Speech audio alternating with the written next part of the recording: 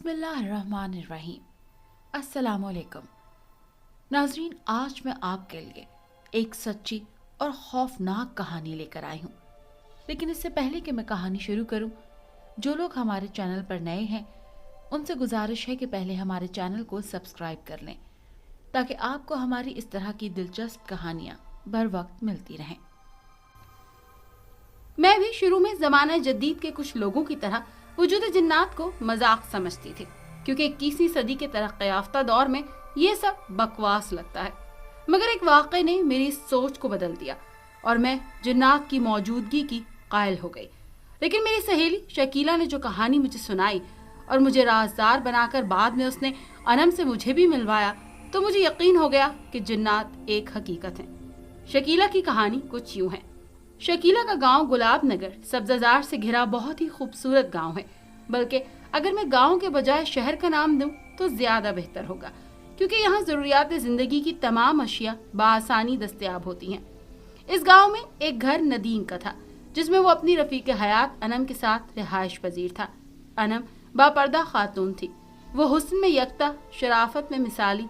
शहर की जो भी औरत उससे एक बार मुलाकात कर लेती तो उसके इखलाक की तारीफ किए बिना नहीं रह सकती थी। अनम की गहरी और पक्की सहेली शकीला थी, जिससे अनम बगैर किसी हिचकिचाहट के दिल के राज और वो बातें जो वो दूसरों से शेयर करने से कतराती थी बआसानी कर लेती। अनम की शख्सियत दूसरों से मुनफरिद थी। अनम के घर जब भी शकीला जाती तो हर दफा हैरान हुए बगैर न रहती, क्योंकि अनम के घर में एक मशहूर कुन खुशबू फैली रहती जो दिमाग को फरहत बख्शती। कई मरतबा शकीला ने अनम से खुशबू की इनफरादियत की वजह जानना चाही, मगर वो हकीकत पर पर्दा रखती और हमेशा टाल मटोल से काम लेती। शकीला को अनम के फ्रिज से बेमौसम के फल मिलते, जिनका जवाब भी वो कभी तलाश न कर पाती। एक दिन जब वो अनम के घर आई तो तकरीबन हवास बाख्ता होकर उछल पड़ी, क्योंकि उसने देखा कि अनम के रूबरू एक बहुत ही जहरीला और डरावना सांप बैठा हुआ था। अनम भी उस सांप की आंखों में आंखें डाले आसपास से बेखबर देखे जा रही थी। दोनों की कैफियत कुछ ऐसी थी जैसे वो दोनों एक दूसरे से महव गुफ्तगू हों। लेकिन जब शकीला ने बगौर देखा तो अनम के होंठ हिल रहे थे और वो आहिस्ता अंदाज में बोल रही थी, मगर ये भी तो हो सकता है कि वो सांप को देखकर सहमी हुई बैठी हो और महज उससे डर के कहीं सांप काट ना ले हरकत ना कर रही हो। इस ख्याल के आते ही शकीला ने एक डंडा जो के पास ही पड़ा था उठाया और सांप को मारने के लिए आगे बढ़ी, मगर अनम ने हाथ के इशारे से उसे इस अमल से बाज रहने का इशारा किया। तामील हुक्म की खातिर शकीला ने हाथ में पकड़ा डंडा फेंक दिया। अब सांप अपनी हैयत बदलनी शुरू कर देता है और कुछ ही पल के बाद वो इंसानी रूप में था। ये कोई 30 साल का जवान था जिसका हुस्न आंखों को खीरा करता जा रहा था। ये देखकर शकीला के मुंह से एक अजीब आवाज बरामद हुई तो अनम ने बरवक्त उसके मुंह पर हाथ रखकर उसे खामोश कर दिया। शकीला की आवाज सुनते ही सांप अब गायब हो गया था। शकीला की सवालिया नजरों का मफहूम अनम समझ चुकी थी। अब सिवाय उसे अपना हमराज बनाने के और कोई चारा न था। उसने अब तक इस राज को छुपाए रखा, मगर अब जबकि उस पर हकीकत आश्कार हो गई थी तो कोई ऐसा जवाब न था जो उसे रोके रखता। वो उसे असल सूरत हाल समझाने लगी, उसे बताना शुरू किया। देखो शकीला, ये एक राज है और ऐसा राज जो मैं तुम पर किसी सूरत अफशा नहीं करना चाहती, मगर अब ऐसा मुमकिन नहीं रहा। मुझे उम्मीद है कि तुम एक दोस्त होने के नाते उसको अपने दिल में ही दफन रखोगी। शकीला ने हाँ में सर हिलाया और वादा किया कि ये महज राज ही रहेगा। तो ठीक है, आज मुझे अपने शोहर नदीम से बात कर लेने दो, फिर सब बता दूंगी, क्योंकि उसने मुझे मना कर रखा है, इसलिए मुझे कल तक का वक्त दो। ठीक है, शकीला ने कहा और फिर वो वसवसों की तरह ख्यालों में भी घिरी घर आ गई। रात उसकी जैसे तैसे कांटों पर गुजर गई। सारी रात उसका जहन इस नाकाबिल फरामोश वाक़े पर इनकार करता रहा। अगले रोज सुबह सवेरे ही असलियत जानने के लिए अनम के घर गई, मगर दरवाजे पर उसके कदम रुक गए। उसने कान लगा दिए। अंदर अनम और नदीम किसी बात पर बहस कर रहे थे, क्योंकि अंदाज़े गुफ्तगू ऐसा ही था। उसे ये जानकर हैरत हुई कि गुफ्तगू कल के राज के बारे में थी। अनम से नदीम मुखातिब था, देखो अनम, अपना राज किसी को ना बताओ, वरना कोई बड़ी मुसीबत खड़ी हो सकती है जिसका सामना करने की न तुम में हिम्मत होगी और न मुझ में। इसलिए ये बचकाना जिद छोड़ दो। वो जान लेंगे कि हम इंसान नहीं हैं, फिर हमें इस दुनिया से बेदखल कर दिया जाएगा और तुम्हें ये भी मालूम है कि हम पर क्या गुजरी है और क्या गुजर सकती है, जबकि तुम्हें ये भी पता है कि हम दोनों किस तरह छुप छुपा कर अपना वक्त गुजार रहे हैं। हमारी जान के लाले पड़ सकते हैं, और अगर तुम्हें पूरा यकीन है तो वो बेहतर हमराह साबित हो सकती है, तो कोई मज़ायक़ा नहीं। शायद कि वो मजीद बात करते मगर आहट ने अतराफ तरफ मुतवज्जा किया। अब वो दोनों चुप हो गए, जैसे सांप सूंघ गया हो। फिर नदीम उठा और बाहर चला गया। शायद वो इस गुफ्तगू को हिस्सा बनाना नहीं चाहता था। अनम ने बताना शुरू किया, शकीला, नदीम असल में कबीला जिन्नात से ताल्लुक़ रखता है और मैं एक इंसान हूँ। अनम की ये बात सुनकर मुझे कोई ख़ास तशवीश नहीं हुई, क्योंकि यह हकीकत मैं कुछ देर पहले देख चुकी थी। अनम ने फिर बताना शुरू किया, मैं पागल लड़की थी। मेरा मशगला फ़कत बांसुरी बजाना था। कम अक्ल होने की वजह से हर एक मेरी नादानी से फ़ायदा उठाता।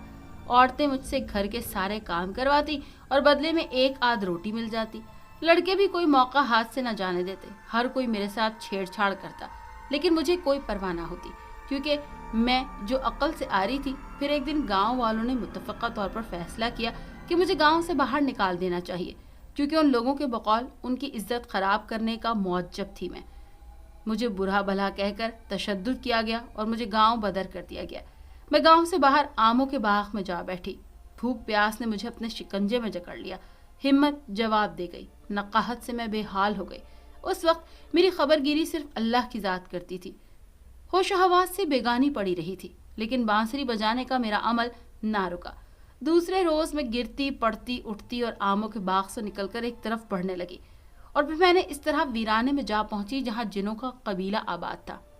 वैसे जिन्नात कौन सा नजर आते हैं, वो तो एक तरह के हवा होते हैं। बस एक दरख्त से टेक लगाकर बैठ गई। शाम ढलने वाली थी। फिर आहिस्ता आहिस्ता रात ने भी अपने पंजे गाड़ने शुरू कर दिए। अब रोशनियां भी जाहिर हो गईं। ये जिन्नात के मकान थे। जिस दरख्त के नीचे मैं टेक लगाए बैठी थी, उस पर एक जिन बैठा था। वो कबीले का सरदार था।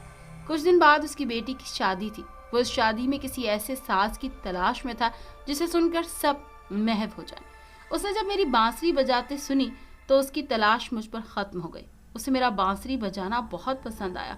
वो दरख्त से उतरा और चलता हुआ मेरी तरफ आया।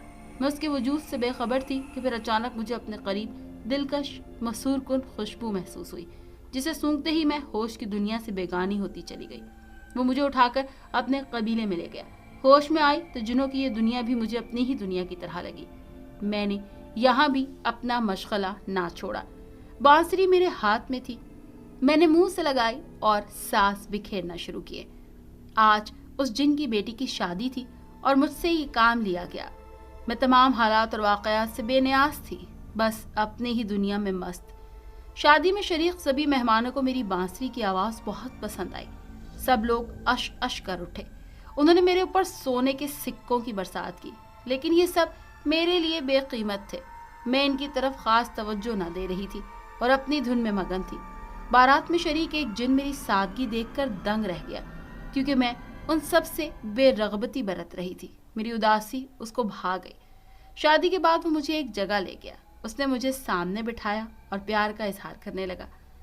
मैं बस हूँ हाँ करती रही। उसे मेरा अंदाज़ गुफ्तगू मशकूक कर गया। वो मुझे लेकर जिन्नों के एक बड़े आमिल के पास गया तो आमिल ने मेरे पागलपन का इंकिशाफ किया। तो उस रहमदिल जिन ने आमिल से दरख्वास्त की कि वो मुझे ठीक कर दे। चुनाचा उसने मेरा इलाज शुरू कर दिया। मैं रफ्ता रफ्ता ठीक होने लगी। जब मैं मुकम्मल सेहतयाब हो चुकी तब मुझे खबर हुई कि मैं इंसानों के दरमियान नहीं हूँ, बल्कि जिन्नों की दुनिया में हूँ। और एक रहमदिल जिन जिसने मेरा इलाज कराया है और मुझ दुखियारी पर रहम खाते हुए जिसने इलाज कराकर प्यार का इजहार भी किया, वो नदीम है। उसने मुझे एक जगह छुपा कर रखा हुआ था और मेरी ज़ात का इल्म उसे या इलाज करने वाले आमिल जिन को था। उसने मेरा इलाज तो करवा दिया, लेकिन मेरे दिल में जगह न बना सका। मैं इस बात से खौफजदा थी कि मैं एक जिन के साथ हूँ। चंद और जिन्नात को भी महसूस हो गया कि एक इंसान हम में मौजूद है। उन्होंने मुझे इस दुनिया से बाहर निकालने का तहैया कर लिया। फिर एक रात जब मैं अकेली थी, 5 जिन आए। नदीम उस जगह मौजूद नहीं था। उन्होंने मुझे उठाया। मैं खौफजदा थी। एक डर था कि कहीं ये मुझे मार ना डालें। उधर नदीम को भी किसी तरह पता चल गया कि मेरे साथ क्या हादसा होने वाला है। वो फौरन से पहले उनके सामने आन खड़ा हुआ और गिड़गिड़ाते हुए उन सब से इल्तिजा की कि वो मुझे नुकसान ना पहुंचाए। वो मुझे इंसानों की दुनिया में छोड़ देगा। ये सुनकर उन जिन्नात ने मुझे कुछ न कहा और नदीम की बात मानकर वापस चले गए। वो मुझे वहां से फिर एक जगह ले गया। میرے دل میں بھی اس کے لیے ہمدردی ہونا شروع ہو گئی اور میں بھی اس سے پیار کرنے لگی۔ البتہ اس واقعے سے بہت ڈر گئی تھی۔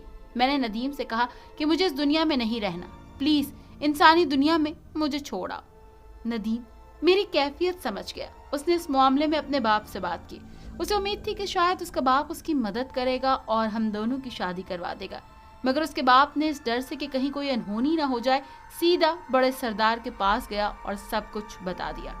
یہ سن کر سردار بہت برہم ہوا کہ ایک انسان اور ایک جن کا ملاپ ممکن نہیں، کیونکہ آگے نسل کا معاملہ درپیش ہوگا۔ اور پھر سردار جن نے ندیم کے باپ کو سخت الفاظ میں تنبیہ کی کہ ندیم مجھ کو چھوڑ دے، مگر ندیم نے سردار کی بات ماننے سے انکار کر دیا اور سرعام سب کے سامنے کہا کہ میں اس لڑکی انم سے ہی شادی کروں گا۔